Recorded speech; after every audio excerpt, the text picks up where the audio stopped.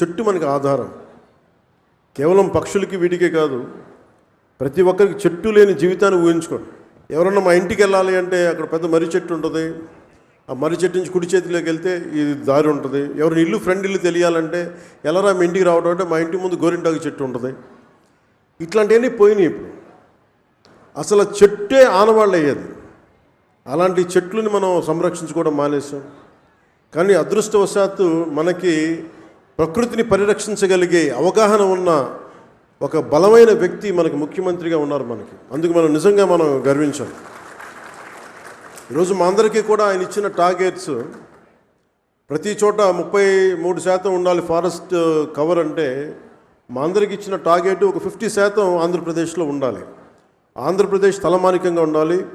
ఈ పర్యావరణానికి సంబంధించి కానీ, అటవీ సంరక్షణకు కానీ, నగర వనాలకు కానీ, చెట్లు విరివిగా పెంచడానికి కానీ, వాటిని స్ఫూర్తిగా తీసుకొని వచ్చేసారి మనస్ఫూర్తిగా కలుస్తాం తెలియజేసుకుంటూ